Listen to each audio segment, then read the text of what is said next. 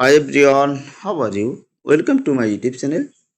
আমরা যারা Android ফোনগুলোতে Facebook apps use করে থাকি, ফেসবুকের মাধ্যমে কমিউনিকেশন করে থাকি, বেটার কমিউনিকেশনের জন্য আমরা মেসেঞ্জার, আর এই মেসেঞ্জার অ্যাপসটি অনেক সময় দেখা যায় আমার কিছু ফ্রেন্ড আছে তারা আপডেট নতুন কোনো ফিচার্স পেয়েছে কিন্তু আমি পাই নাই।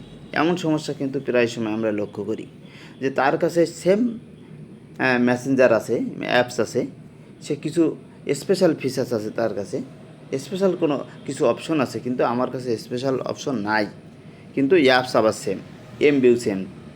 আমরা যে সময় ডাউনলোড করেছি তখন এরকমই ছিল।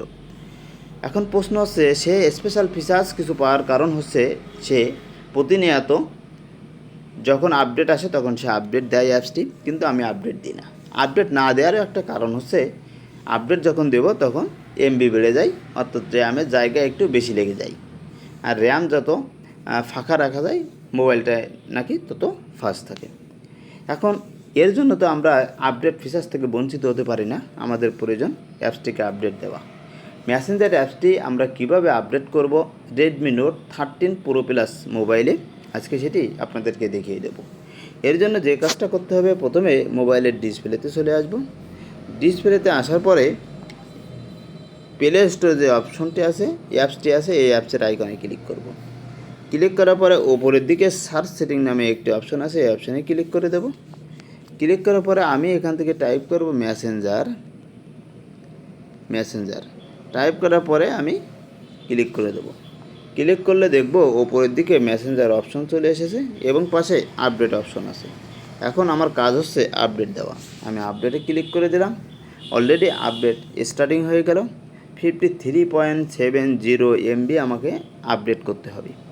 আপডেট যখন কমপ্লিট হয়ে যাবে তখন এই অ্যাপসটি আমরা ইউজ করতে পারবো।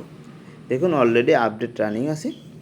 যখন আপডেট শেষ হবে তখন এটি ইনস্টলিং নেবে, আর ইনস্টলিং যখন শেষ হবে তখন আপনারা পাশে যে ক্যান্সেল অপশন দেখতে পাচ্ছেন, এই ক্যান্সেল অপশনটিতে ওপেন অপশন চলে আসবে।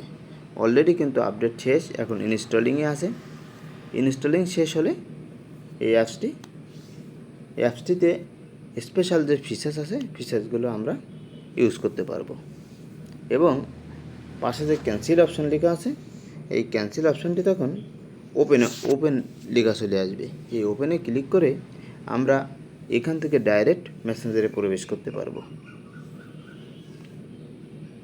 দেখুন অলরেডি ওপেন অপশন চলে আসলো।